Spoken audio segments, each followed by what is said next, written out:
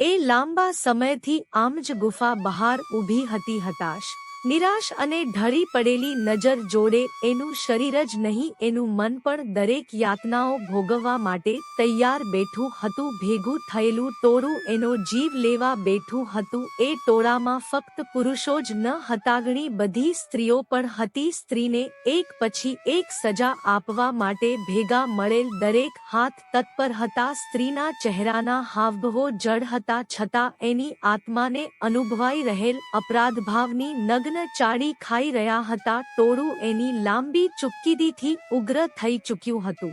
એમના વતી આપવામાં આવેલી સૂચનાઓ અને આદેશોનું સ્ત્રી પાલન કરશે કે નહીં એ અંગે જાણવાની ઉત્કંઠા પરાકાષ્ઠાએ પહોંચતા જ હાથમાં થામેલ પથ્થરના પ્રહારો સ્ત્રીની દિશામાં જ્વાળામુખી સમા ઉડવા લાગ્યા. બોલ, માનશે કે નહીં? બોલ, કરશે કે નહીં? પોતાના પેટ ઉપર સ્ત્રીએ રક્ષણ કાજે હાથ સખ્ત કરી ગોઠવ્યા. એના જડ ચહેરા ઉપર ઉભરાઈ રહેલું હૂંફાળું પાણી ધાર સ્વરૂપે પેટ સુધી પહોંચી ગયું. ક્રોધથી વિફરેલું ટોળું એના પ્રાણની આહુતિ માગી રહ્યું હતું. પેટની અંદર તરફથી એક નાનકડો અતિ સૂક્ષ્મ ધબકાર અનુભવ્યો જ કે સ્ત્રીના મનમાં ચેતના જન્મી. તરત જ પોતાનું શરીર સંકેલી એ ગુફાના અંદરના વિસ્તાર તરફ દોડતી રવેશી ગઈ. પાછળ પીછો કરી રહેલું ટોળું ગુફાના પ્રવેશ ઉપર થંભી ગયું. એમના પગ જાણે ત્યાં જ જડાઈ ગયા. અથાક પ્રયાસો છતાં એક ડગ કોઈ આગળ ભરી શક્યું નહીં. જાણે કોઈ અદ્રશ્ય શક્તિ એ ગુફાનું રક્ષણ કરી રહી હતી. ગુફાના અંદર તરફના વિસ્તારમાં કાળા ઘટ અંધકારને ચીરતી સ્ત્રી પોતાના પેટ ઉપર હજી પણ સુરક્ષા કાજે ચુસ્ત હાથનો ઘેરો બનાવી આગળ વધી રહી હતી. એ અંધકાર ભર્યા સન્નાટામાં એને પોતાના હૃદયનો ધબકવાનો અવાજ સ્પષ્ટ સંભળાઈ રહ્યો હતો. ટોળાથી જીવ બચાવવા અહીં અંદર પ્રવેશવાના પોતાના નિર્ણય ઉપર એને શંકા જન્મી રહી હતી. જાણે મૃત યુના મુખમાં ધપી રહી હોય એમ એનું ધ્રુજી રહેલું શરીર પરસેવે રેબઝેબ હતું. ડર નહીં, અહીં તું સુરક્ષિત છે. અચાનક ગુફામાં ગુંજેલા અવાજ જોડે પ્રકાશની એક તેજ કિરણ આખી ગુફાને ઝળાવી રહી. ડરના માર્યે સ્ત્રી ગુફાના પથ્થર ઉપર સ્તબ્ધ જડાઈ ગઈ. કોણ છે ત્યાં? સ્ત્રીના હાંફેલા અને ધ્રુજતા સ્વરમાં થાક અને ભય એકી સાથે ઉભરાઈ આવ્યા. હું છું ઈસાની જનેતા. સ્ત્રીના શરીરના એક એક રૂવાડામાં કંપારી છૂટી ઉઠી. જાણે ખૂબ જ ઊંચા તાપમાને તાવ આવ્યો હોય એમ એકી જોડે એને ટાઢ અને ગરમી અનુભવાઈ. હાથ, પગ અને હૈયું જ શું આખું શરીર થરથરવા લાગ્યું.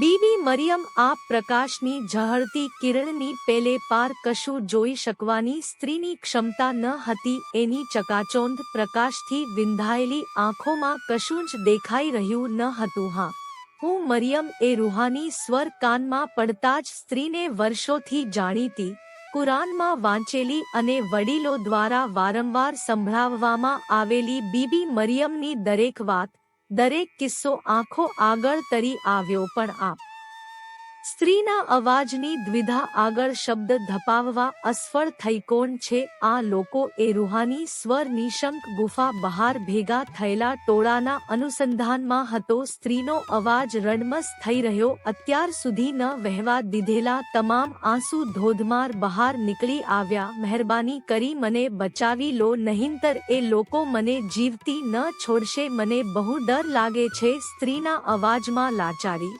વિવશતા અને આજીજી સંમિશ્રિત થઈ. ડર નહીં, હું સમજી શકું છું. હજારો વર્ષો પહેલા મને પણ આવો જ ડર અનુભવાયો હતો. જ્યારે મને જાણ થઈ હતી હું માં બનીશ, એક પૈગંબરની માં જે સૃષ્ટિ ઉપરના અજ્ઞાન અને જાહિલિયતના અંધકારને દૂર કરવા જ્ઞાનનો પ્રકાશ લઈ જન્મ લેશે. મારી કોખે એક એવી સ્ત્રીની કોખે જેને કદી કોઈ પુરુષે સ્પર્શી જ ન હતી. સ્ત્રીના ગળામાં ડૂમો ભરાઈ આવ્યો. એ રૂહાની સ્વર જાણે એના શરીરના દરેક અંગને સ્પર્શી રહ્યો. એના પેટ ઉપર ચુસ્ત ગોઠવાયેલા હાથ થોડા ઢીલા થયા, શ્વાસોશ્વાસ થોડા હળવા થયા. આપને તો ઘણી મુશ્કેલીઓ વેઠવી પડી હશે. પુરુષ વિના જ એક બાળકને જન્મ આપવો, એક એવા સમાજમાં જ્યાં સ્ત્રીનું ચરિત્ર અને જીવન કાચ સ્વરૂપ આંકવામાં આવે છે. સ્ત્રીના ગળાનો ડૂમો જાણે બમણો થયો એ રૂહાની સ્વરને સામો પ્રશ્ન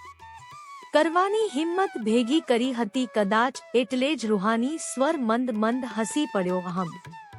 એક સ્ત્રી કઈ રીતે પુરુષ વિના માં બની જાય, પણ હું બની એક પૈગંબરની માં. મારો ખુદા મારી જોડે હતો દરેક ડગલે ને પગલે. મારી પાછળ વિફરેલા ટોળાઓ, મારા ચરિત્ર ઉપર ઉંચકાયેલી આંગળીઓ, મને બદનામ કરનારા શબ્દો, એ બધાની મેં અવગણના કરી. કેમ કે હું જાણતી હતી કે હું સાચી છું. મારે તો ફક્ત મારી ફરજ અને મને સોંપવામાં આવેલ જવાબદારી સાચા હૃદયથી નિભાવવાની હતી. ખુદાએ મારી કોખે બક્ષેલી ભેટની સુરક્ષા કરવાની હતી અને એને સૃષ્ટિ ઉપર પહોંચાડી દેવાનું હતું, અને મેં એ જ તો કર્યું. ટોળાઓને તો ખુદાએ સંભાળી લીધા. જો મેં એ ટોળાઓથી હાર માની ફરજથી પાછળ હટ કરી હોત તો રૂહાની અવાજનો પ્રશ્નાર્થ સ્ત્રી તરફ ઉઠ્યો. થોડી ક્ષણો માટે સ્ત્રી મૌન રહી, ઊંડું મનોમંથન કર્યું અને પછી અત્યંત ધીમા સ્વરે, જાણે કોઈ ઊંડું જ્ઞાન ગ્રહણ કરી રહી હોય એમ, એનો મંદ સ્વર ધીમો ધીમો પકડ જમાવા લાગ્યો. તો કદાચ આપ એક અપરાધી જેવું જીવન જીવ્યા હોત, કોઈ પણ અપરાધ ન કર્યો હોવા છતાં. તો પૈગંબર ઈસા ઇબ્ને મરિયમ તરીકે કુરાનમાં અને સમાજમાં સન્માન ન પામ્યા હોત, માતૃત્વના હોદ્દાને અનન્ય ગર્વસભર હોદ્દો ન મળ્યો હોત, સૃષ્ટિ અજ્ઞાનના અને જાહિલિયતના અંધકારમાં ડૂબી રહી હોત અને દુનિયાને પૈગંબર ઈસા જેવા પૈગંબર ન મળ્યા હોત. સ્ત્રીના અવાજ અને વિચાર જેવા સ્પષ્ટતાને સ્પર્શ્યા કે ગુફામાં ઝળહળી રહેલો પ્રકાશ આલોપ થઈ ગયો. ફરીથી ગાઢ અંધકાર ચારે દિશામાં ફરી વળ્યું. સ્ત્રીએ ચહેરા ઉપર ટાઢો પડી ચૂકેલો પરસેવો હાથ વડે સાફ કરી નાખ્યો. પોતાના પેટ ઉપર એણે ગર્વસભર હાથ ફેરવ્યો અને આત્મવિશ્વાસ જોડે ગુફાની બહારની દિશા તરફ ડગ ઉપાડ્યા. દરેક ડગ જોડે જાણે જીવન એને ગળે વળગાડી રહ્યું હતું. જેવી એ ગુફાના પ્રવેશદ્વાર બહાર નીકળી જ કે એની રાહ જોઈ રહેલું ટોળું એની દિશામાં ધપી આવ્યું અને દરેક હાથમાં થમાયેલ પથ્થર એના પેટ ઉપર વરસવા લાગ્યા.